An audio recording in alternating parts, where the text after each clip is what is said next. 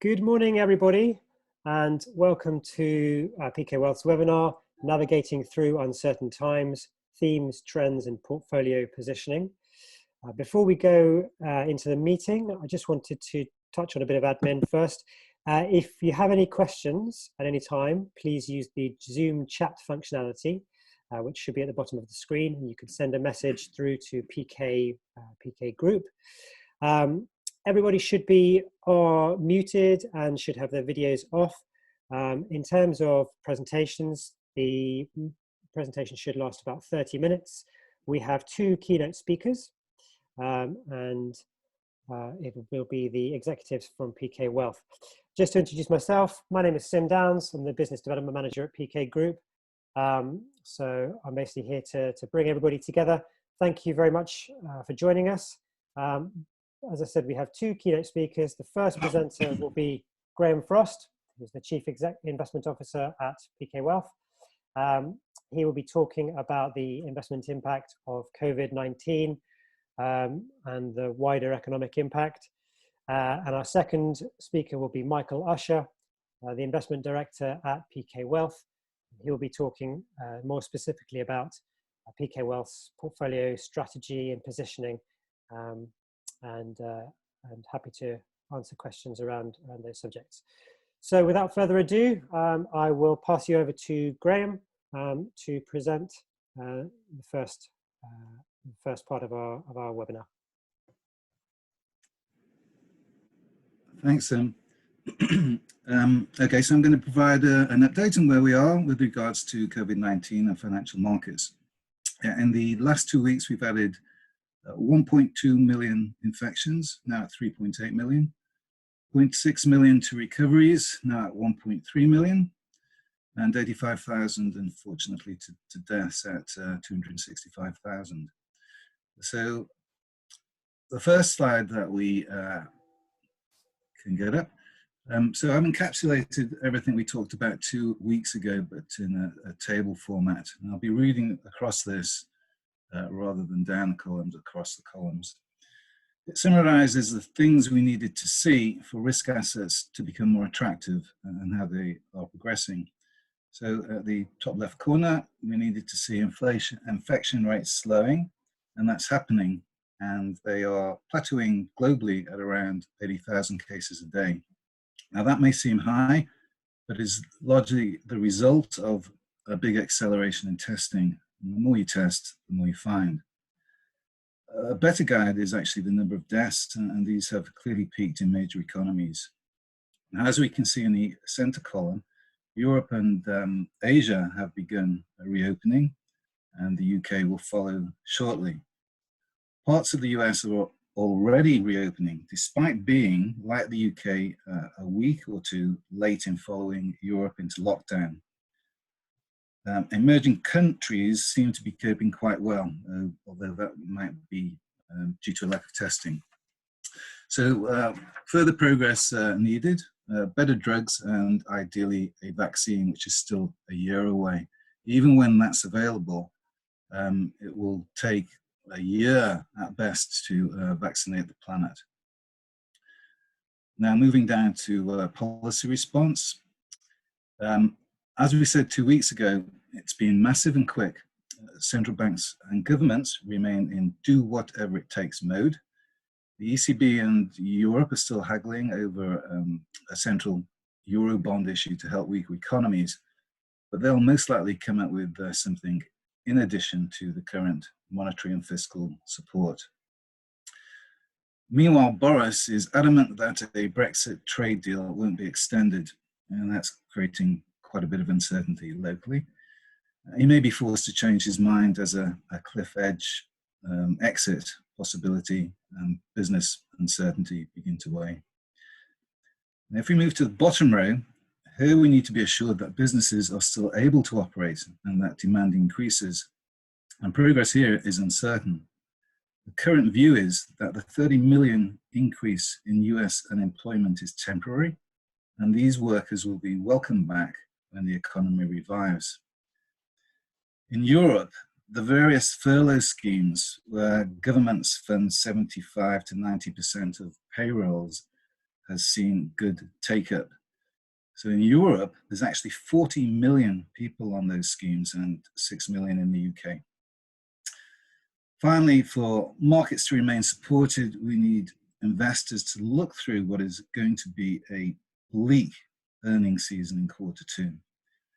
So there remains uncertainty as to whether consumer behavior will have changed towards precautionary savings at the expense of spending.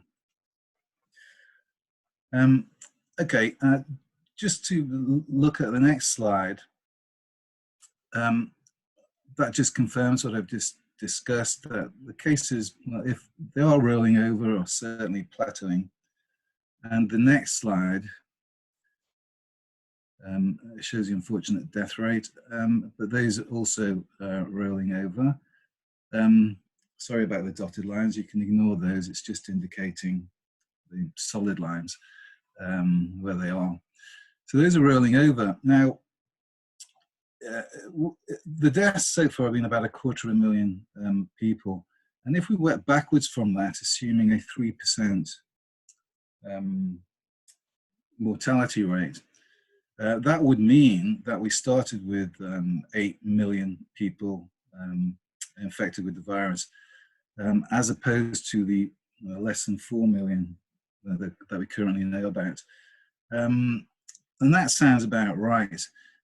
So because lots of testing, people have got it, lots of testing hasn't been done, people have got the virus, got over it, and that's all good. But what that means in a world context is 8 million people in a population of 8 billion, 0.001% of the world has got this virus. So that's negligible. And what that means is there's no herd immunity, so we desperately need a vaccine or better treatment. Moving on to the next slide. I showed you this 2 weeks ago, it's been updated. It's got slightly worse. So 2020 world growth now expected to, for a contraction of 5.7%, according to Capital Economics. Last time we spoke, it was 5.5%. So just to stress, this is a more bearish view than most, but still shows a strong recovery in the second half, though not enough to offset first half weakness. 2021 is a boom year, but it will take more than that to get back to the levels of 2019. So we're unlikely to see those levels till 2022. Nevertheless, it's the trend that is important rather than the level. Unlocking economies will be a slow process with social distancing required for some time. And that's accompanied by increased testing and the tracking and tracing that we've been promised in order to control the virus. And governments, as I said before, will have to judge how much infections and deaths they can allow without the genie getting out of the bottle again. Okay, the next slide will look at stock market moves. You can see on this slide, and it just illustrates three big markets. So the US market, the Japanese market, and the European market. The European market, and we can include the UK there, has been a laggard from the bottom. And the S&P 500, full of tech stocks, has been the best. And Japan has been, the S&P 500 in sterling terms would have been the best. And Japan has been surprisingly resilient as well. One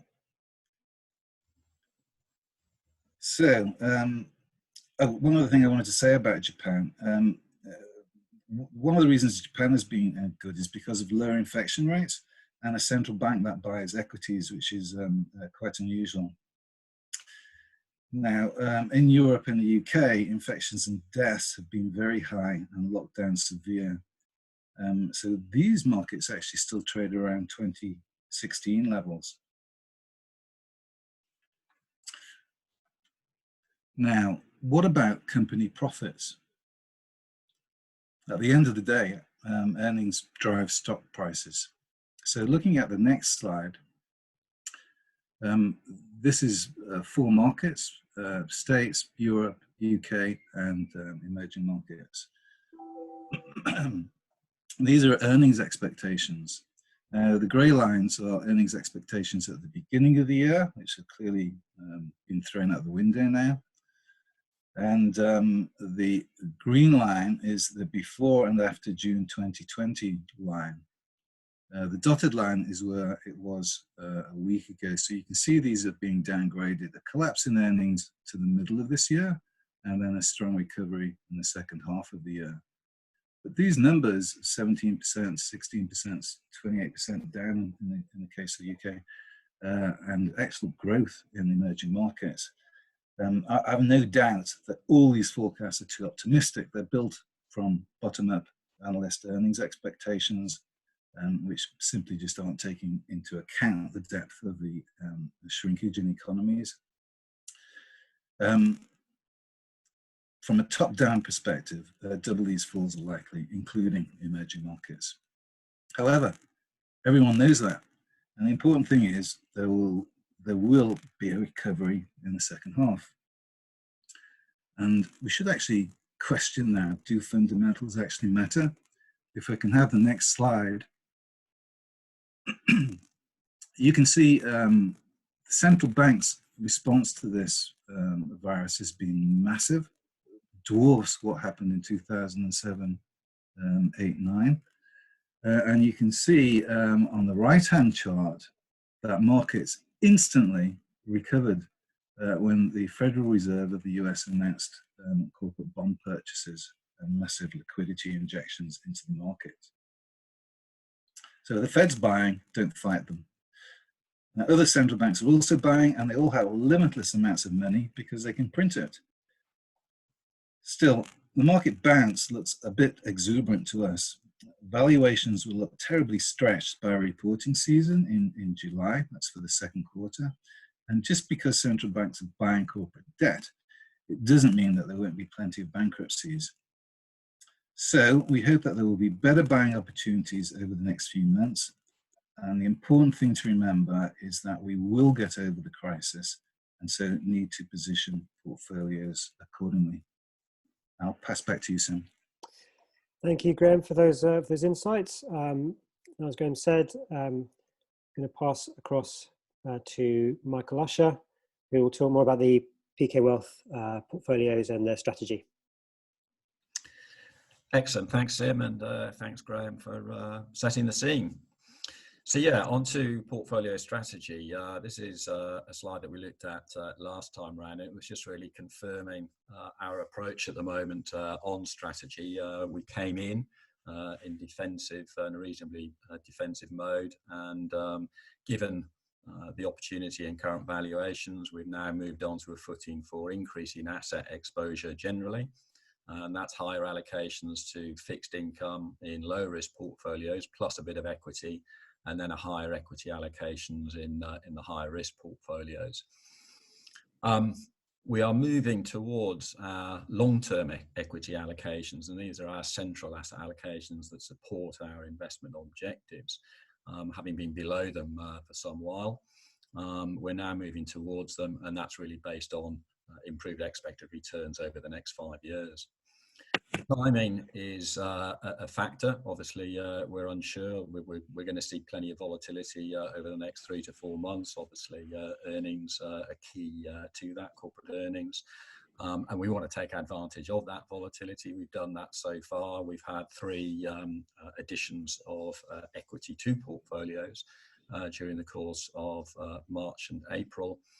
We'll probably have another 3, I would have thought, maybe over the next 3 months. And that will enable us to take advantage of that volatility. And obviously we'll include an ongoing review of existing assets into that. So just moving on to the next slide. Here we've updated the asset allocations and quite a lot of numbers on this page, but maybe just focusing on the central set of numbers for the balanced PKW balanced risk profile. The long-term numbers in black, equity at 57%, other assets 10, etc. As I mentioned before, are our long-term asset allocations, and they support down at the bottom our annualized portfolio objectives, which are 4.6% per annum. This is a 10-year number, 10-year average expected portfolio return number for the balanced risk profile. The medium-term allocations in red will move dependent upon our outlook for the next 2 to 3 years. So up to now, for the last couple of years, balanced risk profile has been down probably as low as 51%. We increased it last 2 weeks ago when we looked at it. We pushed it up to 56.5%, and with equity market uplift over the last couple of weeks, we're now at 57.5%. And it's only a small nudge over the 57% long-term allocation, but this is quite exciting for us despite the smallness of the number, because it's the first time our medium-term asset allocations have gone above our long-term asset allocations for a couple of years, and this is a theme that will obviously go through the other risk profiles as well. So it's about our longer term view on equity markets, and we'll be pushing this up probably to early 60s, as I mentioned before, over the next couple of months. So just going on to the next slide, getting down into a little bit more sort of granular detail here, again focusing on balanced risk profile in the middle. There are 4 sectors here, as sort of shown in blue down the left-hand side: equity, alternative, fixed income, and cash. And what we're showing here is the difference in asset allocation between Q2 2019 and Q2 2020, effectively where we are now. So as was on the previous slide for balanced risk, we were at 51.9% equity in Q2 2019, currently at 57.5%. So just below that, really, sort of getting down into some of the individual countries, the green colour is basically an increase in equity as at 2020 compared to 2019, and the red is a reduction. So the key change really on this page is a reduction in exposure to UK equities from 23.9 in balanced risk to 19.8, and an increase in US exposure from 10.1 to 15. So that's a 5% increase in equity to the US. And this was an area that we were a little bit light on over the last 12 to 18 months, mainly because of excessive valuations in the US market. You can also see increases to other sectors there. Europe, Japan, we're quite positive on Japan. As Graham mentioned before, Bank of Japan is buying equities as part of its support program. And also we've still got quite a strong allocation to Asia, and that's incorporating Asian emerging markets. So that just gives you some idea on where we've been increasing allocations over the last couple of months. Going on to the next slide, again, a little bit more granular detail. And this is sort of trying to give you some idea of the sector exposure in the portfolio and the sectors that we're reasonably comfortable with at the moment. On the right-hand side of the screen, those sectors are in green. Areas that we're a bit concerned about at the moment in red, and the other sectors on the screen we have a sort of neutral view at the moment.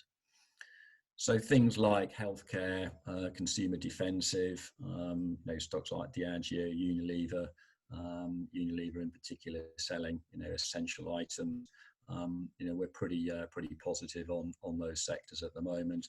Technology also comes into that classification, given what we're seeing in markets generally. So that sort of represents about 40% of the portfolio that concerns we have in the short term, not necessarily in the long term. Energy, basic materials, as one would expect. Obviously, a number of companies looking to reposition real estate exposure as well. So that probably represents about 20% of the portfolio, and neutral on the other 40%. So this is how we sort of get a handle, if you like, on where our underlying exposure is in the portfolio. And there are obviously some themes that drive the selection of funds in the first place that influence these outcomes. So going on to the next slide, this is another perspective that we take on portfolios, and it's looking at style One of the styles incorporated is a perspective on market capitalization, so large companies, mid-sized companies and smaller companies. Taking the summary box at the bottom and again going to the balanced risk profile, you can see there that we've got 72% exposure to large cap companies, generally over about 10 billion US dollars. And about 20% to, 30% to mid and small cap companies. So 2/3 large cap, and about 1/3 small and mid cap. We probably move this closer to a 50-50 distribution as markets improve, as confidence improves. But we have a slightly more defensive position with a higher allocation to large cap. And then differentiating within that between what are deemed to be value companies and growth companies. There's an enormous amount of crossover here. Value companies generally more well established, trading below analyst expectations, lower dividend payments, generally slightly lower risk. And then growth companies, earnings are generally retained in the business for future growth, higher potential returns at higher commensurate risk. Growth sectors, technology, healthcare, consumer defensive, etc. Value-oriented companies, banks, energy, retail, etc.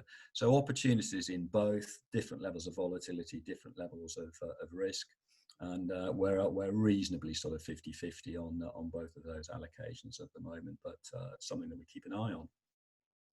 Going on to the next slide. Updated performance numbers to 30th of April 2020. I've put in here asset risk consultants indices, which are the indices that we use for longer term comparisons against client portfolios. We're in line over 3 months. These differentiations are more done on a risk basis, are categorized discretionary investment manager returns on a risk basis, and we've put the 3-year volatility numbers down the left-hand column. So you can correlate those, which we've done by way of color. So we are pretty consistent with those returns, which is where we want to be at the moment. The 12-month numbers are sort of slightly out, given that we were defensive coming into this downturn, so lower allocations to equity because of elevated valuations, which means that our portfolios still haven't yet time to recover, albeit that's reflected over 3 months. It's not necessarily reflected over the 12-month numbers. And then from inception, quite interesting, our portfolio objective for instance, the balanced risk profile, long-term average of 4.6% per annum. Obviously, we're less than that at the moment. The 14.72% return is less than that on an annualized basis, but not a million miles away. And that's after, obviously, a significant setback in markets. So just showing the cumulative effect of remaining invested in equity markets through periods like this. And then obviously we've compared the FTSE 100, which is showing much higher levels of risk and much lower levels of return. And then on to the next slide. Just a perspective of risk on portfolios. The circles with the dots in the middle are all of our portfolios, going from cautious on the left-hand side of the page to speculative on the right. And I've put in here a mix of the ARC and IA comparisons that we use, which are peer group comparisons, which shows us all in a similar grouping, which is really where we want to be. When you look at these comparisons, we want to be in a similar part of a similar quadrant of the chart. The crosshairs on the chart are the FTSE 100, so that's showing much lower returns and a much higher level of risk. So left-hand quadrant, lower levels of risk and higher rates of return. So just a perspective on risk. And then finally, on the next chart, again, we showed this one last time around.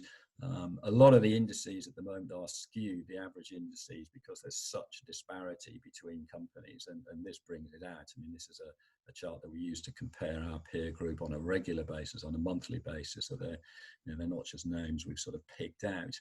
You can see down at the bottom, they're ranked on 3 months. You can see down at the bottom, we've got standard deviation on the right-hand side. You know, the companies taking the high levels of risk have the lower levels of return. Our cautious to balance portfolio has got actually the lowest level of risk in the standard deviation column out of all of those portfolios, which just demonstrates the risk-off nature that we had on the way in. You've got some diversions in here. I mentioned Schroeder diversity last time round. It's got a higher level of risk and a lower level of return, which is an odd combination and one which you don't really want. So just to show that, you know, on a more granular basis, we're performing pretty well amongst the peer group. And that was it. Thank you very much. Thank you very much, Michael, for that. So we have time for some Q&A. Again, just a reminder, if you'd like to ask anyone a question, you can use the chat functionality. You can send a message directly to PK Group, and then I can field that to Michael and Graham. We have a few questions in already. So if I can ask the first question here. There are businesses that flourish in the new normal and businesses that suffer and fail. How does PK Group position client portfolios to protect client money from the failures and look to take advantage of successful businesses? Well, I think perhaps I'll take that one first. I think it probably goes back to the chart that we looked at on the various different sectors represented in the portfolio. Obviously, we're using collective funds, so we're relying on our underlying managers making sensible selections, and that's all part of the analysis that we do in choosing funds in the first place. But the distribution that we've got within the portfolio at the moment, we're pretty happy with. The defensive element of the portfolio in green on the right side for those various different sectors. Technology, you know, is a key area. Clearly, there are going to be enormous advances in the way that businesses operate in the future, and there are going to be significant winners in the technology space going forward. Also, consumer cyclical, you know, will come back into favour as well. Obviously, there's some strong showings here from Alibaba and Amazon. They're on the sort of positive end of consumer cyclical, albeit, you know, companies like Burberry, etc., quality goods will probably suffer. But at the moment, you know, we're pretty pleased with the distribution we've got. Thank you, Michael.